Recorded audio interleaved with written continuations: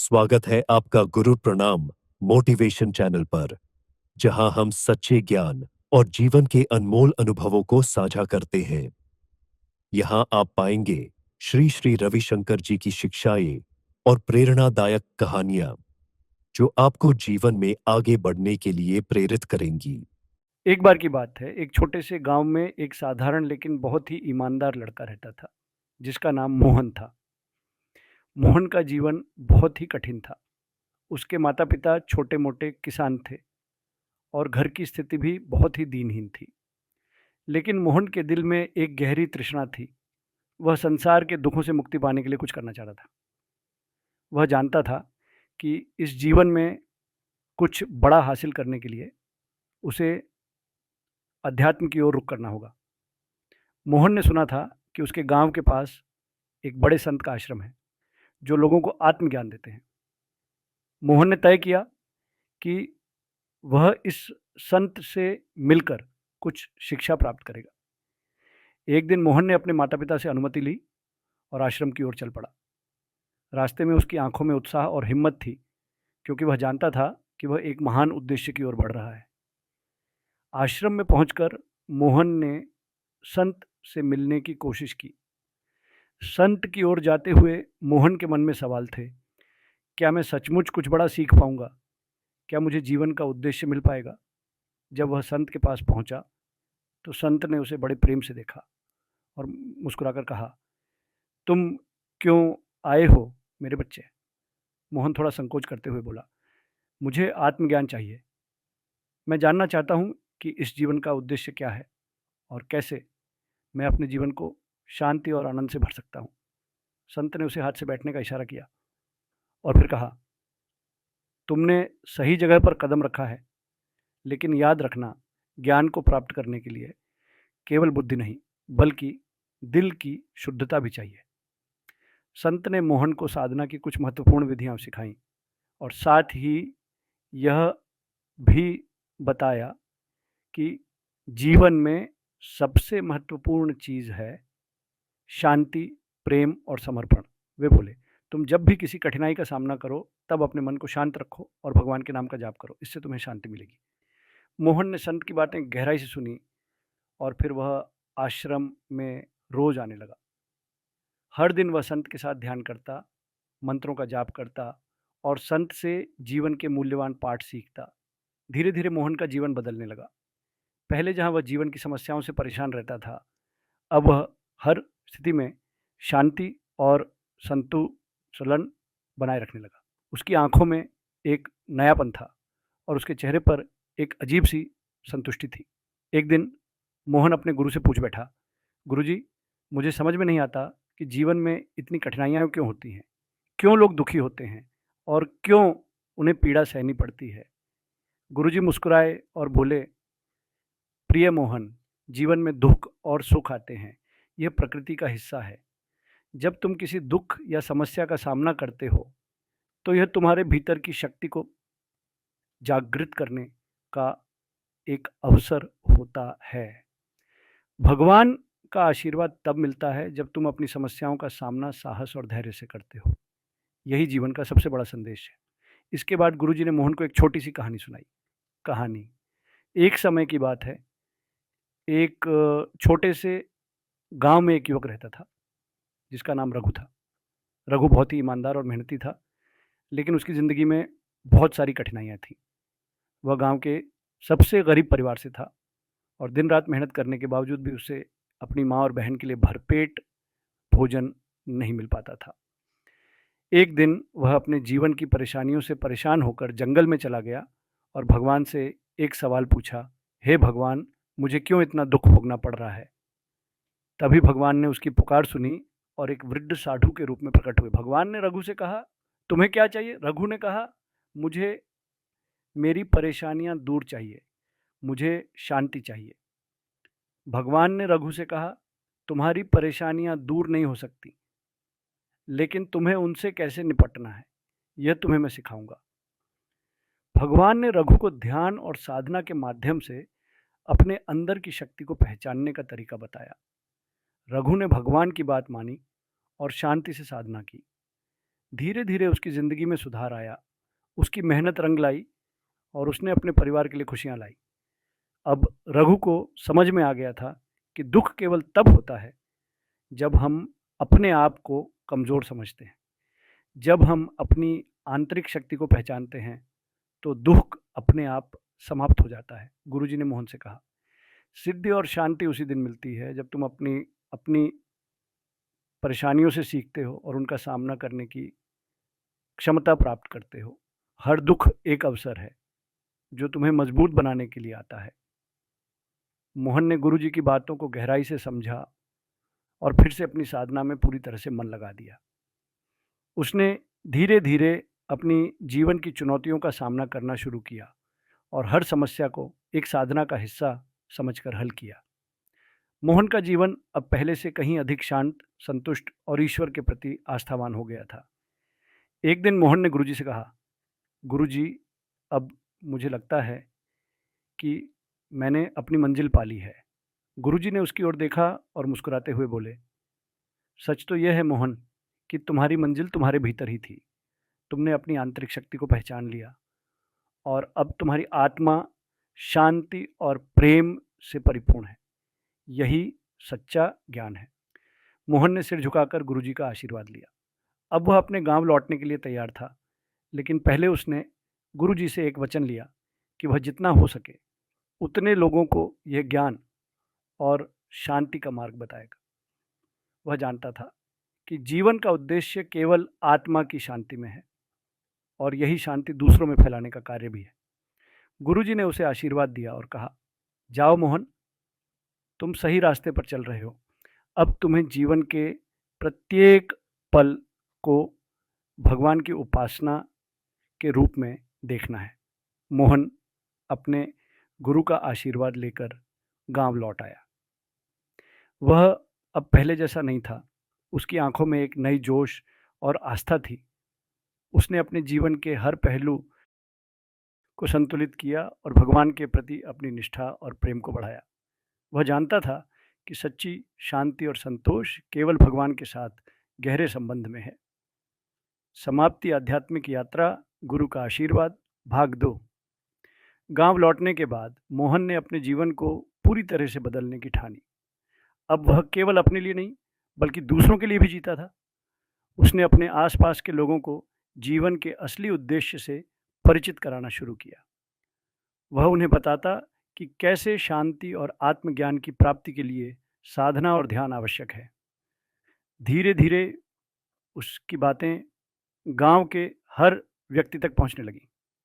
एक दिन गांव में एक बड़ा आयोजन हुआ। गांव के बुजुर्गों और प्रतिष्ठित व्यक्तियों ने एक सभा बुलाई जिसमें वे अपने गांव के समस्याओं के समाधान पर चर्चा करने वाले थे। मोहन को भी सभा में बुलाया गया क्योंकि वह अब एक शिक्षित और संतुलित व्यक्ति बन चुका था। सभा में मोहन ने उपस्थित लोगों से कहा, हम सभी जीवन की समस्याओं से जूझते हैं, लेकिन क्या कभी आपने सोचा है कि इन समस्याओं का समाधान भीतर है? जब हम भीतर से शांत और सशक्त होते हैं तो बाहरी दुनिया की समस्याएं हमारे लिए कोई मायने नहीं रखती। यदि हम अपने जीवन को सच्चाई और प्रेम से भर दें तो कोई भी कठिनाई हमें तोड़ नहीं सकती। गांव के लोगों ने मोहन की बातें ध्यान से सुनी। उसकी बातों में एक गहरी सच्चाई थी और वह महसूस कर सकते थे कि मोहन में एक अनूठी शांति और ज्ञान है जो दूसरों से अलग था। कुछ लोग तो उसकी बातें सुनकर इतने प्रभावित हुए कि उन्होंने उसे अपना गुरु मान लिया और मोहन के मार्गदर्शन में साधना शुरू कर दी। गांव में अब एक बदलाव सा आ गया था। लोग पहले की तुलना में अधिक सशक्त और शांत महसूस करने लगे थे। वे अपनी समस्याओं का सामना न केवल साहस से बल्कि आत्मविश्वास और शांत मन से करने लगे थे। मोहन ने यह समझाया कि किसी भी चुनौती का सामना करना केवल बाहरी संघर्ष नहीं है, बल्कि यह भीतर की यात्रा है जहां हमें खुद को समझना और अपने भीतर की शक्ति को पहचानना होता है। समय बीतता गया और मोहन का जीवन एक अनमोल धरोहर बन गया। उसने गुरुजी के आशीर्वाद से न केवल अपनी जीवन की दिशा बदल दी थी, बल्कि उसने अपने गांव के लोगों को भी एक नई दिशा दी थी। मोहन अब केवल एक साधारण युवक नहीं था, बल्कि एक प्रेरणा बन चुका था, जो हर किसी के दिल में विश्वास और आस्था का दीप जलाता था। एक दिन मोहन गुरुजी से मिलने आश्रम गया। जब वह गुरुजी के पास पहुंचा, तो गुरुजी ने उसकी ओर देखकर कहा, तुमने अपने जीवन में जो परिवर्तन किया है, वह सच में अद्भुत है। तुमने केवल खुद को ही नहीं, बल्कि दूसरों को भी शांति और प्रेम का संदेश दिया है। अब तुम्हारा जीवन सच्ची साधना का उदाहरण बन चुका है। मोहन ने गुरुजी के कदमों में सिर झुका दिया और कहा, गुरुजी, यह सब आपकी कृपा है। आप ही ने मुझे सिखाया है कि जीवन का असली उद्देश्य क्या है। मैं केवल एक साधन था, जो आपके आशीर्वाद से इस मार्ग पर चला। गुरुजी ने मोहन को आशीर्वाद दिया और कहा, याद रखना मोहन, जो ज्ञान तुम्हें मिला है, वह किसी विशेष समय और स्थान तक सीमित नहीं है। तुमने जिस प्रकार अपने जीवन में शांति और प्रेम को फैलाया है, वैसे ही तुम आगे भी इसे हर स्थान पर फैलाते रहोगे। यही सच्चा गुरु शिष्य संबंध है। मोहन ने गुरुजी का आशीर्वाद लिया और वादा किया कि वह जीवन भर इस ज्ञान को फैलाता रहेगा। वह जानता था कि उसका जीवन अब केवल अपने लिए नहीं है, वह अब एक संदेशवाहक बन चुका था, जिसे आत्मज्ञान और शांति का मार्ग दिखाने की जिम्मेदारी दी गई थी। गांव में लौटकर मोहन ने एक नया अध्याय शुरू किया। वह अब केवल ध्यान और साधना के कार्यक्रम ही नहीं, बल्कि लोगों को जीवन में सच्चे उद्देश्य को पहचानने के लिए प्रेरित करता। वह जानता था कि इस संसार में दुख और सुख दोनों हैं, लेकिन जो व्यक्ति अपने भीतर की शांति और शक्ति को पहचान लेता है, वह किसी भी परिस्थिति में नहीं हताश होता। एक दिन मोहन गांव में एक बड़े उत्सव का आयोजन करने की योजना बनाने लगा। उसने गांव के हर व्यक्ति को इस उत्सव में शामिल होने के लिए आमंत्रित किया। यह उत्सव केवल एक धार्मिक आयोजन नहीं था, बल्कि एक जागरूकता अभियान था, जिसमें लोग आत्मज्ञान, साधना और जीवन की वास्तविकता को समझ सकें। उत्सव के दिन मोहन ने सबको एक छोटी सी कहानी सुनाई। कहानी, एक समय की बात है, एक छोटा सा बीज अपने जीवन की यात्रा पर निकला। वह सोचता था कि उसका उद्देश्य क्या है, वह कहाँ जाएगा और किस रूप में विकसित होगा। एक दिन वह बीज एक बड़े वृक्ष के नीचे गिरा। उस वृक्ष ने उस बीज से कहा, तुमने ठीक जगह चुनी है, यहाँ तुम अपनी पूरी क्षमता को पहचान सकोगे। बीज को यह समझने में कुछ समय लगा, लेकिन फिर उसने वृक्ष के शब्दों को अपनाया। वह धीरे धीरे जमीन में समा गया और उसकी जड़ें फैलने लगीं। कुछ समय बाद बीज ने एक छोटा सा अंकुरण लिया। धीरे धीरे वह अंकुर बढ़ने लगा और उसकी शाखाएं फैलने लगीं। अब वह बीज एक विशाल और मजबूत वृक्ष बन चुका था। उसका उद्देश्य केवल अपने आकार और रूप को पहचानना नहीं था, बल्कि वह अब दूसरों को छांव और फल देने के योग्य था। यही उसकी यात्रा थी, आत्मविकास और दूसरों के लिए अपना योगदान देना। मोहन ने कहा, हम सभी उसी बीज की तरह हैं। जब हम अपने भीतर की शक्ति और उद्देश्य को पहचानते हैं, तो हम जीवन में न केवल खुद को, बल्कि दूसरों को भी मदद और आशीर्वाद दे सकते हैं। यही जीवन का असली उद्देश्य है। इस कहानी के बाद गांव के लोग और भी प्रेरित हुए और उन्होंने मोहन के साथ अपने जीवन को बदलने का संकल्प लिया। मोहन ने महसूस किया कि गुरुजी के आशीर्वाद से उसकी यात्रा अब सच्चे उद्देश्य की ओर बढ़ रही थी। उसे अब यकीन था कि उसने वही किया है जिसके लिए वह इस जीवन में आया था। समाप्ति आध्यात्मिक यात्रा, गुरु का आशीर्वाद, भाग 3। समय बीतता गया और मोहन का जीवन दिन ब दिन और भी उन्नत होता गया। उसकी साधना और उपदेशों ने न केवल उसके गांव, बल्कि आसपास के क्षेत्रों में भी एक सकारात्मक परिवर्तन की लहर शुरू कर दी थी। लोग मोहन से मिलने आते और उसे अपनी समस्याएं बताते, क्योंकि अब वे जानते थे कि मोहन में कुछ ऐसा है जो उन्हें मानसिक शांति और समाधान प्रदान कर सकता है। मोहन ने कभी किसी से उधार का ज्ञान नहीं लिया। वह अपने अनुभवों से ही दूसरों को सिखाता था, और यही उसकी सच्ची महानता थी। एक दिन मोहन के पास एक युवक आया। उसका नाम अर्जुन था। अर्जुन बहुत परेशान था। वह अपनी ज़िंदगी में हर चीज़ से निराश हो चुका था। उसका विश्वास टूट चुका था और उसे यह समझ में नहीं आता था कि वह अपने जीवन को कैसे फिर से संतुलित करे। अर्जुन मोहन के पास पहुंचा और बोला, भैया, मैं पूरी तरह से हताश हो चुका हूँ। मैं बहुत मेहनत करता हूँ, लेकिन मुझे कुछ भी हासिल नहीं होता। क्या मुझे सच में किसी रास्ते की ज़रूरत है? मोहन ने अर्जुन को शांतिपूर्वक सुना और फिर उसे जवाब दिया, अर्जुन, हर व्यक्ति के जीवन में एक समय आता है जब उसे यह लगता है कि वह खो गया है, लेकिन यह केवल एक भ्रम है। जब हम अपने भीतर की शक्ति को पहचानते हैं, तो हमें समझ में आता है कि कोई भी समस्या स्थायी नहीं होती। ये सभी केवल अस्थायी हैं।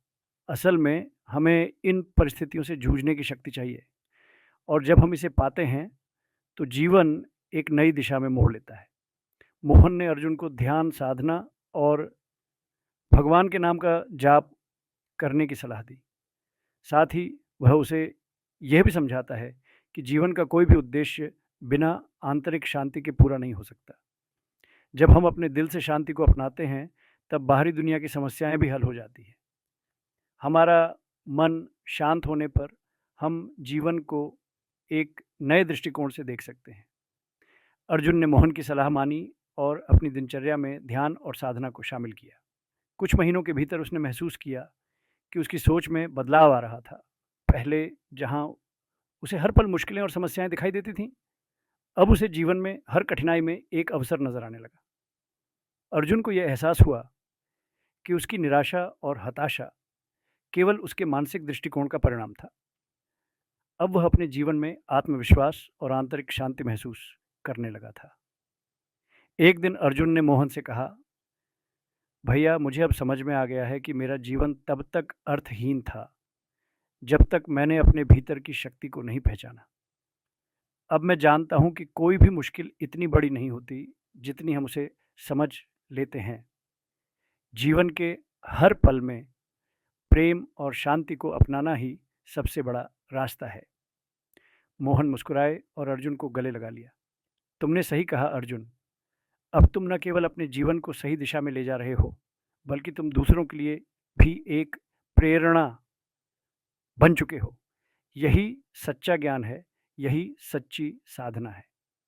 अर्जुन ने मोहन के आशीर्वाद से अपना जीवन बदल दिया, और अब वह भी गांव के अन्य लोगों को प्रेरित करता था।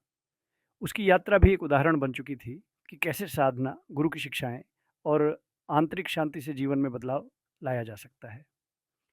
मोहन के जीवन में अब एक नया अध्याय शुरू हो चुका था। वह अब केवल अपने गांव का ही नहीं, बल्कि आसपास के क्षेत्रों का भी मार्गदर्शन करने लगा था। उसकी उपदेशों और साधना की विधियां गांव-गांव और शहर-शहर फैलने लगी थी। अब मोहन को अपने जीवन के उद्देश्य के बारे में कोई संदेह नहीं था। वह जानता था कि उसकी भूमिका अब केवल अपने लिए नहीं है, बल्कि संसार के प्रत्येक जीव के कल्याण के लिए है। एक दिन मोहन फिर से अपने गुरुजी के पास पहुंचा। वह गुरुजी के चरणों में बैठा और बोला, गुरुजी, मुझे लगता है कि अब मुझे और क्या सीखने की ज़रूरत है। क्या मैंने जीवन में सही मार्ग पर कदम रखा है? गुरुजी ने मोहन को देखा और कहा, प्रिय मोहन, तुमने अब तक जो कुछ भी किया है वह अद्भुत है। लेकिन याद रखना, ज्ञान का मार्ग कभी समाप्त नहीं होता। तुम जहाँ तक पहुँचे हो, वहाँ से तुम्हें आगे बढ़ना है और दूसरों को भी इसी मार्ग पर चलने के लिए प्रेरित करना है। गुरुजी ने मोहन को एक छोटी सी लेकिन गहरी उपदेश दी। ज्ञान और प्रेम का फैलाव कभी रुकता नहीं है। जब तुम खुद को पूरी तरह से गुरु के आशीर्वाद में समर्पित कर देते हो, तो यह प्रेम और ज्ञान की लहर हर दिशा में फैलने लगती है। तुम अब एक दीपक की तरह हो जो अंधकार में उजाला फैलाता है। मोहन ने गुरु के शब्दों को अपने दिल में उतारा और अपनी साधना को और भी गहरे स्तर तक पहुंचाया। वह जानता था कि उसका जीवन एक निरंतर प्रक्रिया है और उसे हर दिन अपने भीतर का ज्ञान और प्रेम बढ़ाना है, ताकि वह दूसरों को इसी मार्ग पर चलने के लिए प्रेरित कर सके। समय के साथ मोहन के ज्ञान और मार्गदर्शन की लोकप्रियता और भी बढ़ने लगी। लोग अब उसे गुरु मोहन के नाम से पुकारने लगे थे। उसने अपने जीवन के हर पल को भगवान की सेवा में समर्पित कर दिया था, और यही उसकी सच्ची साधना थी। समाप्ति आपका जीवन सुखद और ज्ञानमय हो। हमारे साथ जुड़े रहने के लिए धन्यवाद। अगर आपको हमारी कहानियां और ज्ञान की बातें पसंद आईं, तो कृपया हमारे चैनल गुरुर प्रणाम मोटिवेशन को सब्सक्राइब करें और नई अपडेट्स के लिए बेल आइकन पर क्लिक करना न भूलें। हमें आपके साथ साझा करते रहना है श्री श्री रविशंकर जी की अद्भुत शिक्षाएं और कहानियां। धन्यवाद और शुभकामनाएं।